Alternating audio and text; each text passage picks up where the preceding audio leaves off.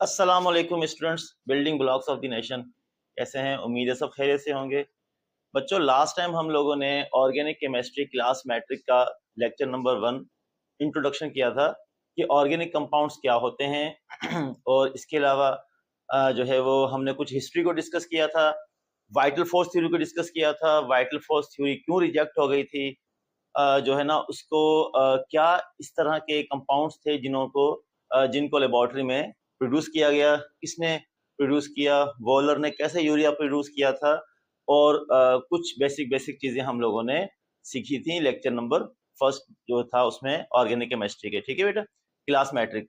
अब हम class matric organic chemistry का लेक्चर नंबर 2 डिस्कस करेंगे। आज हम लोग कुछ फीचर्स, कुछ करेक्टरिस्टिक्स डिस्कस करेंगे ऑर्गेनिक कंपाउंड्स की। ठीक है बेटा, तो आप लोग हेडिंग लगाइएगा।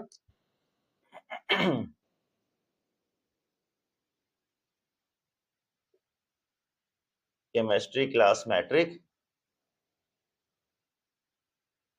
जनरल कैरेक्टरिस्टिक्स ऑफ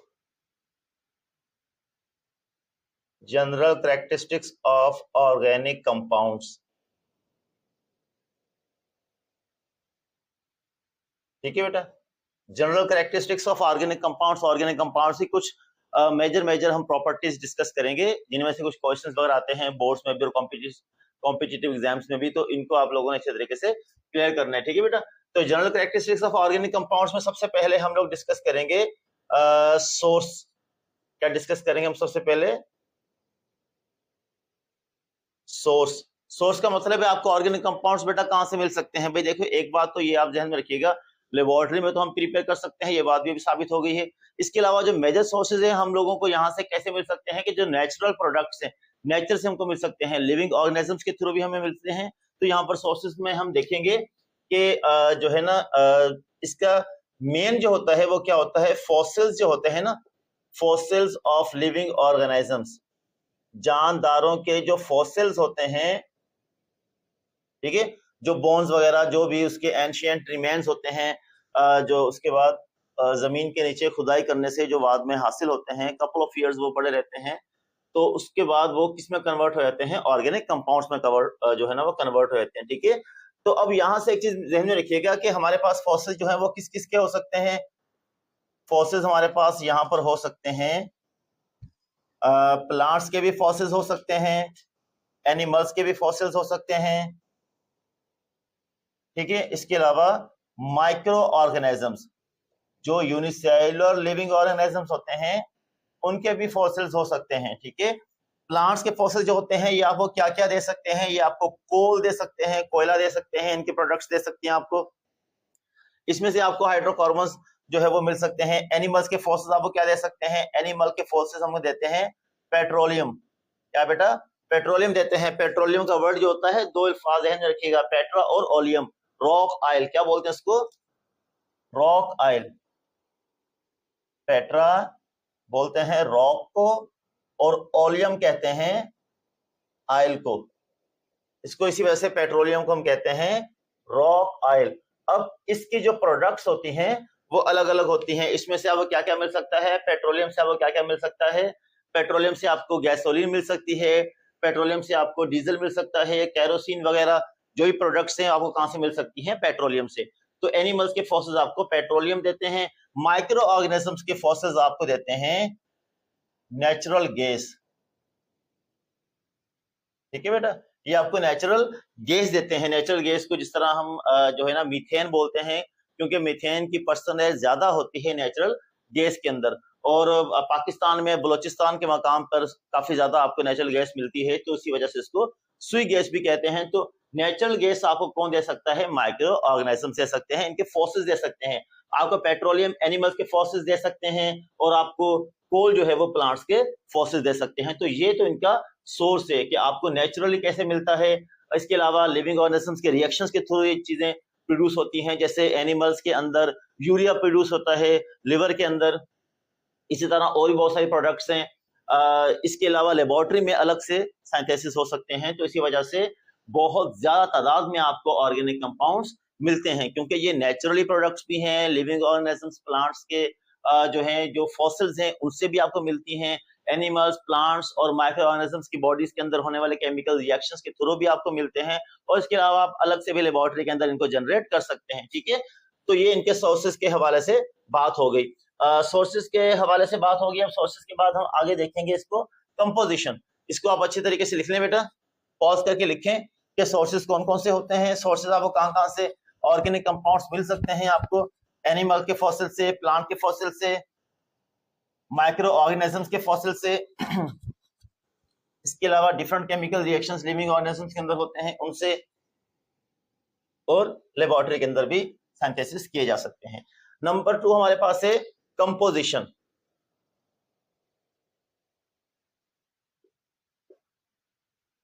ठीक है, अच्छा बेटा एक चीज ध्यान में रखिएगा, आपको याद है all organic compounds are covalent, all organic compounds are covalent. जितने भी ऑर्गेनिक कंपाउंड्स होते हैं ये बेसिकली क्या होते हैं, कोवेलेंट होते हैं। ठीक है, अब मेन कॉन्स्टिट्यूएंट्स कौन कौन से होते हैं इनके, कार्बन होता है, हाइड्रोजन होता है, सही है, ये तो हो गया मेन। अब इसके अलावा क्या क्या हो सकते हैं, इसके अलावा नाइट्रोजन होता है, ऑक्सीजन हो सकता है, सल्फर हो सकता है, फास्फोरस हो सकता है, ठीक है, मैग्नीशियम हो सकता है, कैल्शियम हो सकता है, वगैरह वगैरह वगैरह, ये प्रोडक्ट्स हो सकती हैं इसके अंदर, ऑर्गेनिक कंपाउंड्स के अंदर। मेजर कॉन्स्टिट्यूएंट्स कार्बन और हाइड्रोजन, इसके अलावा ऑक्सीजन, नाइट्रोजन, सल्फर, फास्फोरस हो सकता है। बॉन्डिंग कौन सी होती है, कोवेलेंट बॉन्डिंग होती है। जैसे मिसाल के तौर पर हम कुछ एग्जांपल करते हैं, मीथेन ले लें आप, सही है, मीथेन के अंदर होता है CH4, एक कार्बन होता है और 4 कोवेलेंटली उसके अंदर हाइड्रोजन जुड़े हुए होते हैं। ठीक है, इसके अलावा आप लोग देख लें, मीथेनॉल ले लें आप, मीथेनॉल में क्या होगा, CH3OH, 3 हाइड्रोजन जुड़े हुए होंगे और यहां पर OH जुड़ा हुआ होगा। ठीक है, तो इस तरह देखें यहां पर अभी ऑक्सीजन भी आ गया। तो इस तरीके से मुख्तलिफ कंपाउंड्स में, अच्छा आप ग्लूकोज देख लें, C6H12O6, ठीक है बेटा, कार्बन भी है, हाइड्रोजन भी है और ऑक्सीजन भी है। तो इस तरह डिफरेंट डिफरेंट कंपाउंड्स में हमें डिफरेंट डिफरेंट जो है वो कॉन्स्टिट्यूएंट्स मिलते रहेंगे, कार्बन और हाइड्रोजन मेन होगा। जैसे बेंजीन देख लें आप, बेंजीन की रिंग आप देख लें, बेंजीन की रिंग जो होती है वो 6 कार्बन होते हैं और 6 हाइड्रोजन होते हैं, सही है। तो आप इसकी रिंग को कुछ इस तरह बना सकते हैं, आप 6 कोने बना लें, सही है, और दरमियान में ये रिंग लगा दें, आप शो कर दें, सही है। तो ये बन गया बेंजीन, C6H6, 6 कोने कार्बन और हर कार्बन के साथ एक एक हाइड्रोजन लगा दें आप। ये आप सपोज करें कि एक एक हाइड्रोजन है, हर कार्बन के साथ एक एक हाइड्रोजन है, तो ये बेंजीन बन गया, C भी आ गया और H भी आ गया। लेकिन अगर आप इसके साथ OH लगा दें, ठीक है बेटा, OH लगा दें तो ये बन जाएगा फिनोल। क्या बन जाएगा, फिनोल बन जाएगा, फिनोल बन जाएगा ये। ठीक है, तो इसका फार्मूला चेंज हो जाएगा, C6H5OH, क्या हो जाएगा इसका फार्मूला, C6H5OH। तो इस तरीके से मुख्तलिफ मुख्तलिफ इसकी जो स्ट्रक्चर्स हम लोग आगे डिस्कस करते जाएंगे। तो कंपोजिशन में ये चीज ध्यान में रखिएगा बेटा कि all organic compounds are covalent, सारे के सारे ऑर्गेनिक कंपाउंड्स आपको कोवेलेंट मिलेंगे, कार्बन हाइड्रोजन लाजमी होगा, इसके अलावा nitrogen, oxygen, sulphur, phosphorus, magnesium, different different structure साथ आती रहेंगी। और लिखने का तरीका ये होता है कि आप कार्बन लें और साथ में हाइड्रोजन लगा दें, लेकिन ये ध्यान में रखिएगा बेटा इसकी मुख्तलिफ स्ट्रक्चर्स होती हैं। सपोज करो कि ये तो सिंपल है, इसके बाद जब डेरिवेटिव्स में जाएंगे आप तो थोड़ा सा उसके अंदर कॉम्प्लेक्सिटीज आएंगी, तो कुछ कुछ बेसिक चीजें तब समझने को मिलेंगी हमें, सही है। तो फिलहाल ये कुछ एग्जांपल्स हैं, ये आप लिख लें। कंपोजिशन और स्ट्रक्चर में ये ध्यान में रखिएगा, all organic compounds are covalent, carbon hydrogen लाजमी होता है, इसके अलावा दूसरे जो एलिमेंट्स होते हैं वो इनके साथ जुड़े हुए होते हैं डिफरेंट स्ट्रक्चर्स के थ्रू। तो ये इसकी होती है कंपोजिशन। ठीक है बेटा, सोर्स के बाद नेक्स्ट आप कंपोजिशन की हेडिंग लगाकर इसको अच्छी तरीके से लिखें।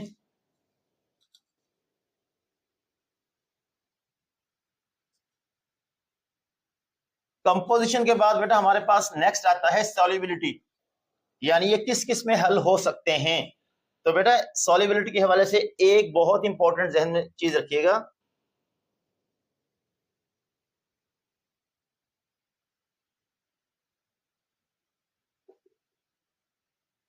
कि आप ऑर्गेनिक कंपाउंड्स को यहीं से दो ग्रुप्स में कन्वर्ट कर दें। ज्यादातर ऑर्गेनिक कंपाउंड्स क्या होंगे? नॉन पोलर, और कुछ होंगे पोलर,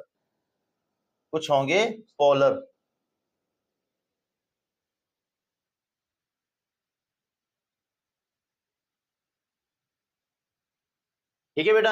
ऑर्गेनिक कंपाउंड्स को दो कैटेगरीज में डिवाइड कर दें, एक होंगे पोलर और एक होंगे नॉन पोलर। अब जो पोलर होंगे वो सॉल्युबल हो जाएंगे वाटर में, पानी में सॉल्युबल हो जाएंगे, हाइड्रोजन बॉन्डिंग बना लेंगे पानी के साथ जाकर, सॉल्युबल इन वाटर। अब जो नॉन पोलर होंगे ये पानी में हल नहीं होंगे, इनसॉल्युबल इन वाटर, क्योंकि ये हाइड्रोजन बॉन्डिंग बनाने की प्रॉपर्टी नहीं रखते पानी के साथ। Non soluble in water, insoluble in water, और ये सॉल्युबल इन वाटर। पानी में वो कंपाउंड्स हल होंगे जो पोलर ऑर्गेनिक कंपाउंड्स होंगे, और पानी में वो कंपाउंड्स हल नहीं होंगे जो नॉन पोलर ऑर्गेनिक कंपाउंड्स होंगे। तो इस जो है ना वो आप ये चीज ध्यान में रखिएगा, ऑर्गेनिक कंपाउंड्स को दो कैटेगरीज में हम डिवाइड कर दें, पोलर और नॉन पोलर। जो पोलर होंगे वो वाटर में हल हो जाएंगे, लेकिन ये जरूर होगा कि कुछ वाटर में स्पेरिंगली सॉल्युबल हो जाएंगे, कुछ जो है वो डिफरेंट तरीके से सॉल्युबल होंगे, कुछ बहुत जल्दी सॉल्युबल हो जाएंगे, कुछ बहुत स्लोली सॉल्युबल होंगे। वो डिपेंड करेगा उनके कुछ कैरेक्टरिस्टिक्स पर। लेकिन जो नॉन पोलर होंगे ये वाटर में सॉल्व नहीं हो सकेंगे। अब जैसे मिसाल के तौर पर ये किसमें सॉल्व होंगे? फिर ये सॉल्व होंगे ऑर्गेनिक सॉल्वेंट्स में, ऑर्गेनिक सॉल्वेंट्स के अंदर। याद रखना, ऑर्गेनिक सॉल्वेंट्स में सॉल्व होंगे कौन से compounds? Non polar organic compounds. जो नॉन पोलर ऑर्गेनिक कंपाउंड्स होंगे स्टूडेंट्स, वो कहां जाकर डिसॉल्व होंगे? ऑर्गेनिक सॉल्वेंट्स के अंदर। जैसा कि ईथर्स के कुछ सॉल्यूशंस ले लें, डाइथाइल ईथर्स ले लें, और इनके कुछ सॉल्यूशंस ले लें इथाइल अल्कोहल वगैरह के साथ। तो इस तरह कुछ सॉल्वेंट्स ऑर्गेनिक होंगे, उनके अंदर हल हो सकेंगे कौन से? Non polar organic compounds. जो पोलर ऑर्गेनिक कंपाउंड होंगे पानी में हल हो जाएंगे। जैसे मिसाल के तौर पर आप एग्जांपल ले लें, CH3OH, ठीक है, मीथेनॉल एक ऑर्गेनिक कंपाउंड है, वाटर में हल हो जाएगा। और नॉन पोलर में आप एग्जांपल ले लें मीथेन की, CH4, ठीक है बेटा। ये क्या है? एक नॉन पोलर ऑर्गेनिक कंपाउंड है, वाटर में सॉल्व नहीं हो सकेगा। डिसॉल्व करने के लिए आपको ऑर्गेनिक सॉल्वेंट्स की जरूरत पड़ेगी। तो सॉल्युबिलिटी पढ़ने के लिए ऑर्गेनिक कंपाउंड्स को दो कैटेगरीज में डिवाइड कर दें, पोलर और non polar. Polar can be dissolved in water and non-polar compounds cannot be dissolved in water. They can only be dissolved in different organic solvents. Organic solvents चाहिए इनको, ऐसे solvents चाहिए dissolve होने के लिए जो ऑर्गेनिक हैं, ठीक है। शाबाश, इसको लिखते हैं साथ साथ बेटा।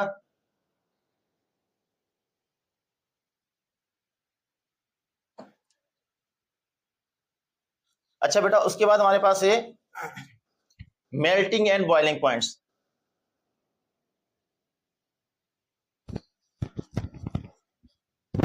मेल्टिंग एंड बॉइलिंग पॉइंट्स, इनके मेल्टिंग एंड बॉइलिंग पॉइंट्स कैसे होते हैं? तेज होते हैं, स्लो होते हैं, या कंपैरिजन हम इसका कैसे कर सकते हैं?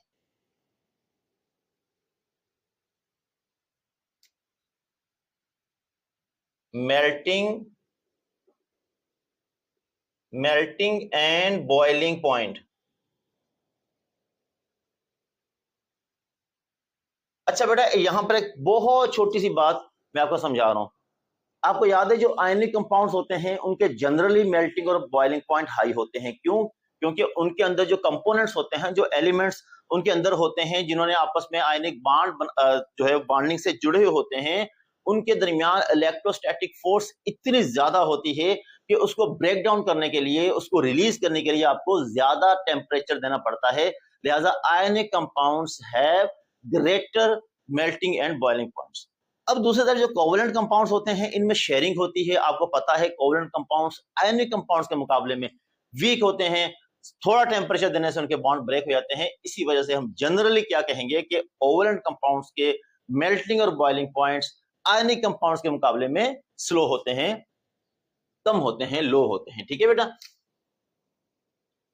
तो हम यहां पर लिखेंगे they have low boiling they have low boiling and melting points than ionic compounds।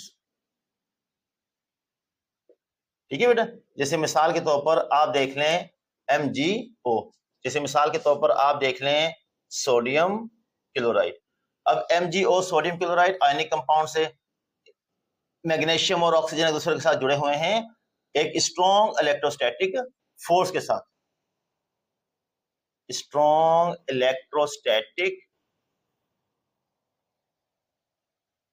Electrostatic force के साथ, जिसकी वजह से इनके बॉइलिंग पॉइंट्स भी higher MP and higher BP, melting point भी हायर इनका, बॉइलिंग पॉइंट भी हायर इनका। दूसरी तरफ एग्जांपल ले लो आप ऑर्गेनिक कंपाउंड्स की, जैसे आप CH4 ले लें। अब CH4 में क्या है, हाइड्रोजन के साथ जुड़े हुए हैं, और आपको पता होना चाहिए ऑर्गेनिक कंपाउंड्स के अंदर कि ये कोवलेंट कंपाउंड्स है, कोवलेंट कंपाउंड्स में शेयरिंग होती है, शेयरिंग से एटम्स एलिमेंट्स आपस में जुड़े हुए होते हैं, तो शेयरिंग जो होती है उसमें इलेक्ट्रोस्टैटिक फोर्स नहीं होती, थोड़ी होती है, सिर्फ शेयरिंग होती है। शेयरिंग की इलेक्ट्रोस्टैटिक फोर्सेस जो होती हैं वो इतनी ज्यादा नहीं होती जैसे आयनिक कंपाउंड्स के अंदर होती हैं, तो इसी वजह से इनको टेम्परेचर ज्यादा नहीं देना पड़ता, ये जल्दी मेल्टिंग और बॉइलिंग पॉइंट्स इनके जो है वो कम होते हैं इसके मुकाबले में, आयनिक कंपाउंड्स के मुकाबले में। तो ये बात ध्यान में रखिएगा कि कॉम्पिटिशन के अंदर सवाल इस तरह आ सकता है कि कंपैरिजन के हिसाब से, तो कंपैरिजन में आप ये देखना जितना आयनिक कैरेक्टर, ये भी हम डिस्कस करेंगे, आयनिक कैरेक्टर और कोवलेंट कैरेक्टर किसी कंपाउंड का कैसे निकालते हैं वगैरह वगैरह। तो आयनिक कंपाउंड्स, आयनिक कैरेक्टर जितना ज्यादा आता जाएगा उतना मेल्टिंग पॉइंट बॉइलिंग पॉइंट बढ़ता जाएगा, आयनिक कैरेक्टर जितना कम आता जाएगा, कोवलेंट कैरेक्टर ज्यादा आता जाएगा, उतना मेल्टिंग और बॉइलिंग पॉइंट कम होता जाएगा, क्योंकि कोवलेंट कंपाउंड्स के मेल्टिंग और बॉइलिंग पॉइंट्स आयनिक कंपाउंड्स के मुकाबले में कम होते हैं। क्लियर है बेटा? शाबाश, इसको लिख लें।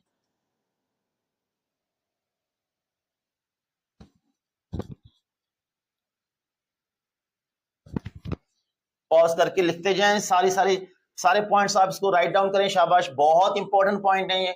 General characteristics of organic compounds के सवाल बोर्ड के पेपर्स में, जो कॉम्पिटिशन्स के पेपर्स के अंदर लाजमी आते हैं, मेल्टिंग पॉइंट्स बॉइलिंग पॉइंट्स के हवाले से, स्ट्रक्चर्स कंपोजिशन के हवाले से।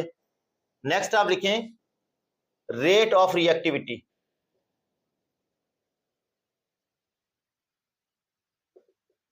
रेट ऑफ रिएक्टिविटी में फिर आपने ये चीज ध्यान में रखनी है कि आयनिक कंपाउंड्स के मुकाबले में इनकी रेट ऑफ रिएक्टिविटी कम होती है, क्योंकि इनके बॉन्ड्स कोवलेंट हैं, कोवलेंट बॉन्ड्स हैं, कोवलेंट बॉन्ड है, जिनकी वजह से इलेक्ट्रॉन्स को अट्रैक्ट करना, रेपल करना थोड़ा सा इनके लिए कम है, हल्की नोयत होती है इनके अंदर इलेक्ट्रॉन्स को रेपल और अट्रैक्ट करने की, जिसकी वजह से इनकी रिएक्टिविटी जो होती है, रिएक्शंस करने की टेंडेंसी जो होती है, आयनिक कंपाउंड्स के मुकाबले में कम होती है। ये बात ध्यान में रखिएगा, ठीक है बेटा?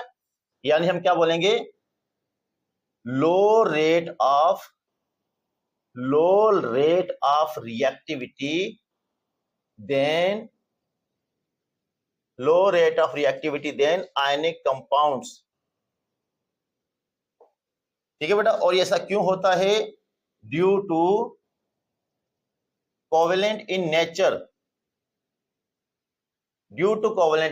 नेचर। जैसे मिसाल के तौर पर यहां पर मैं एग्जांपल देता हूं, आपको यहां से रिंग बना लें बेंजीन की। ठीक है बेटा? ये मैंने आपके सामने रिंग बना दी C6H6, एक एरोमेटिक कंपाउंड है, इसका नाम क्या है? बेंजीन। अब देखो बेटा, यहां पर हर चीज आपको तकरीबन स्टेबल नजर आ रही है, ठीक है? कार्बन के भी 4 टेट्रावेलेंट है, क्योंकि कार्बन टेट्रावेलेंट है, कार्बन 4 बॉन्ड बनाता है। यहां पर हर कार्बन के 4 बॉन्ड पूरे हो रहे हैं, 3 डबल बॉन्ड होते हैं, 3 सिंगल बॉन्ड होते हैं बेंजीन की रिंग के अंदर, और हर कार्बन के साथ एक हाइड्रोजन जुड़ा हुआ होता है। तो ये चीज, अच्छा मैं इसको इस तरह भी समझा सकता हूं आपको, यहां से आप एक कार्बन 2 3 4 5 6, ठीक है? इस तरह लगा लें आप, यहां डबल बॉन्ड लगा लें, यहां डबल बॉन्ड लगा लें, और यहां डबल बॉन्ड लगा लें। ठीक है बेटा? 3 डबल बॉन्ड आ गए और 3 सिंगल बॉन्ड आ गए, और हर कार्बन के साथ एक H लगा दें। चलो इस तरीके से आप इसको समझ जाएंगे। हर कार्बन के साथ आपने क्या लगा दिया? एक H लगा दिया। ओके बेटा? अब ये देखो, ये कार्बन कितने अपने बॉन्ड बना रहा है? एक हाइड्रोजन के साथ, 2 कार्बन के साथ, और एक इस कार्बन के साथ, 4 बॉन्ड इसके पूरे हो गए। ये कार्बन स्टेबल हो गया, खुश हो गया। इस कार्बन के पास एक बॉन्ड इसको दे दिया, 2 इसको दे दिए, 1 4 पूरे। इस कार्बन के पास 1 2 3 4, इसके पास 1 2 3 4, इसके पास 1 2 3 4, इस कार्बन के पास 1 2 3 और 4। तो मतलब ये कि इसको फिलहाल अभी इस वक्त कोई खास किस्म की जरूरत नहीं है, इसको फिलहाल अभी किसी खास जो है वो ऐसे रिएक्शन की जरूरत है नहीं कि जो ये रिएक्शन करे, थोड़ा सा स्टेबल है, सुकून में है, लिहाजा ये रिएक्शन करने की सलाहियत कम रखता है, इलेक्ट्रॉन्स को अट्रैक्ट करने की, रेपल करने की सलाहियत कम रखता है। हाँ, डिपेंडिंग अपॉन डिफरेंट कंडीशंस, जब डिफरेंट कंडीशंस होंगी इसके अंदर, जब ये अपने आप में कुछ स्ट्रक्चर में कुछ चेंज लेकर आएगा, कुछ स्ट्रक्चर के अंदर ऐसी अनस्टेबिलिटी प्रोड्यूस करेगा, तब ये रिएक्शन को जो है वो इनहेंस करेगा। तो बात ध्यान में रखिएगा बेटा कि जनरली इनकी रिएक्टिविटी कम होती है, लेकिन जब डिफरेंट कंडीशंस अप्लाई होती हैं तो उसमें ये जो है वो रिएक्शंस करने की सलाहियत को बढ़ा लेते हैं। जैसे मिसाल के तौर पर अगर कार्बन का एक डबल बॉन्ड ब्रेक किया जाए यहाँ से और एक हाइड्रोजन रिमूव कर दिया जाए, तो कार्बन का लाजिम बात है एक बाजू फ्री हो गया। जब कार्बन का एक बाजू फ्री हो गया, कार्बन 4 बॉन्ड बनाना चाहता था, 3 बॉन्ड बन गए, एक बाजू फ्री हो गया, अब कार्बन चाहेगा कि मैंने और बॉन्ड बनाना है, तब बेंजीन की रिएक्टिविटी बढ़ेगी। तो याद रखिएगा डिपेंड करता है कंडीशंस पर। ऐसे ही आप मीथेन ले लें, कार्बन है 4 हाइड्रोजन पे, ठीक है, सही है, एकदम सुकून में है, लेकिन अगर एक हाइड्रोजन यहां से निकल जाता है, ये वाला हाइड्रोजन इससे निकल गया, ये बन गया CH3 रेडिकल। क्या बन गया? CH3 radical. इसको हम अल्काइल रेडिकल बोलेंगे, इसको हम R से शो करेंगे केमिस्ट्री के अंदर। जब एक यहां से निकल गया, अब कार्बन के पास कितने हाइड्रोजन हैं? अब कार्बन के पास 3 हाइड्रोजन हैं। इसका मतलब ये हुआ कि कार्बन अपने मैक्सिमम कोवेलेंसी यहां पर शो नहीं कर रहा, 4 बॉन्ड बनाना चाहता था, सिर्फ 3 बॉन्ड बन रहे हैं, एक बॉन्ड बनाने के कार्बन को और जरूरत है, अब इसकी रिएक्टिविटी बढ़ेगी। तो आप जहन में ये बात बिठा लेना, इन दोनों में से मोर रिएक्टिव कौन हुआ? CH3 is more reactive than CH4, क्योंकि कार्बन इसमें एक और बॉन्ड बना सकता है। अब यहां से कार्बन एक और बॉन्ड बनाएगा, हेलोजन के साथ बनाता है या किसी और एक जो है वो एलिमेंट के साथ बनाता है, वो एक अलग चीज है। तो इस तरह मुख्तलिफ कंडीशंस देकर अपने आप में ही स्ट्रक्चर में कुछ ऐसा चेंज आ जाए जिससे अनस्टेबिलिटी इंक्रीज हो जाए, स्टेबिलिटी डिक्रीज हो जाए, तब ये ज्यादा रिएक्टिविटी शो करते हैं। अदरवाइज आयनिक कंपाउंड्स के मुकाबले में जनरली इनकी रिएक्टिविटी कम होती है। ठीक है बेटा, स्ट्रक्चर्स ड्रा करो और सारे एग्जांपल्स लिखो, शाबाश, सारे एग्जांपल लिखते जाओ, स्ट्रक्चर ड्रा करते हैं साथ साथ।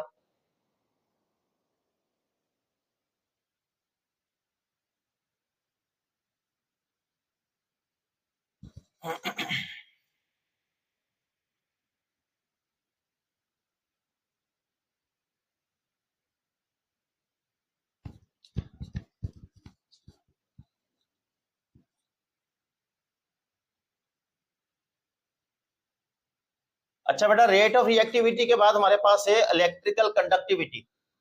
भाई इलेक्ट्रिसिटी के गुड कंडक्टर्स हैं, बैड कंडक्टर्स हैं? भाई सिंपल सी बात है, आपको मैंने बताया भी है कि जनरली जो है ये पोलर कंपाउंड्स होते हैं, लिहाजा इलेक्ट्रिसिटी को कंडक्ट नहीं करते।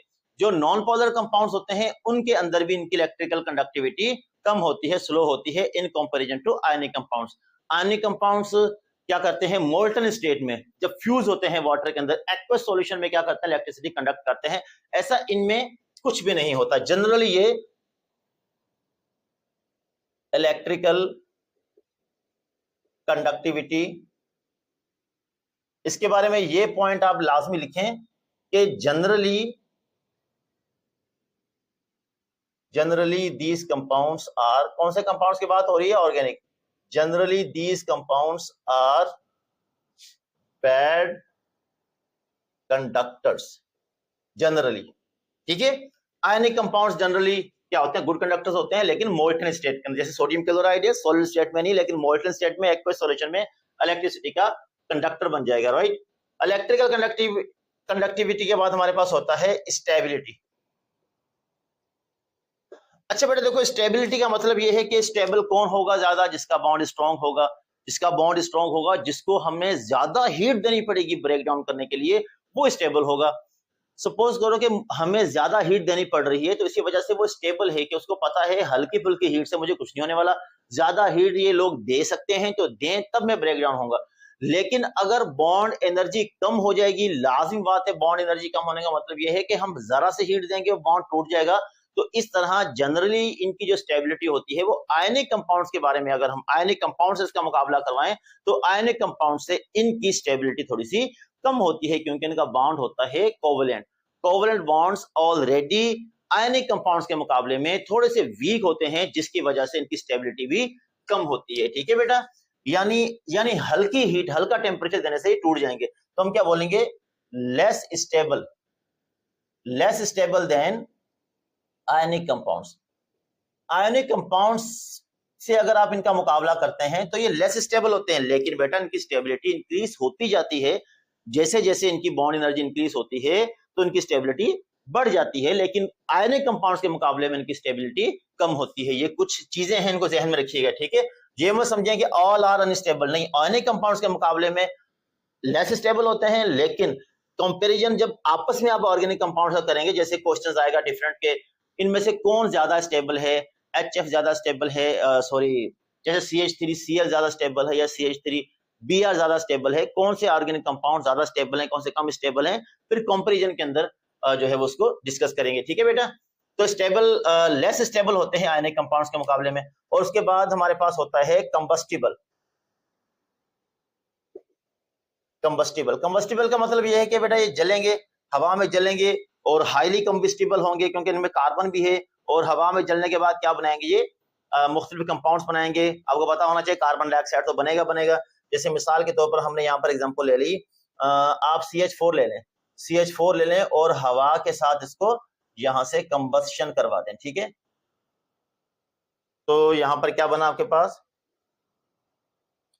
कार्बन डाइऑक्साइड बन जाएगा और यहां से H2O बन जाएगा। ठीक है, अब केमिकल इक्वेशन यहां से आप इसको देख लें, यहां पर 2 लगा दें, यहां पर 2 लगा दें, H4 हो गया, कार्बन एक है, 2 और 2 4 ऑक्सीजन है, और यहां पर 2 लगा दें। ठीक है बेटा, केमिकल इक्वेशन बैलेंस होगी।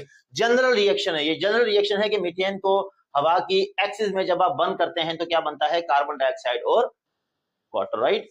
तो इस तरीके से ये कंबस्शन रिएक्शन है, तो ये कंबस्टिबल भी होते हैं। ठीक है बच्चों, तो ये हमारा आज का लेक्चर था, जिसमें हम लोगों ने जनरल कैरेक्टरिस्टिक्स देखी ऑर्गेनिक कंपाउंड्स की, कि what are general characteristics of organic compounds. तो जनरल कैरेक्टरिस्टिक्स हम लोगों ने डिस्कस की, इसके अंदर हम लोगों ने मुख्तलिफ प्रॉपर्टीज डिस्कस की, जैसा कि सोर्सेज क्या क्या है हमारे पास, कंपोजिशन स्ट्रक्चर कैसी होती है इनकी, और इसके अलावा इसकी जो है वो थर्मल कंडक्टिविटी कैसी है, मेल्टिंग पॉइंट्स और हाइलिंग पॉइंट्स के मुकाबले में स्टेबिलिटी हमने डिस्कस किया, वगैरह वगैरह। तो इन सारे पॉइंट्स को बड़ा अच्छे तरीके से लिखिएगा और इसको आप स्टडी करें, जरूर करें, इसमें से काफी अच्छे पॉइंट्स उनको लाजमी राइट डाउन करो। ठीक है बेटा, तो इंशाल्लाह नेक्स्ट लेक्चर में हम डिफरेंट चीज के साथ मिलेंगे। अपना ख्याल रखिएगा, इसको पॉज करके लिख लें। अल्लाह हाफिज।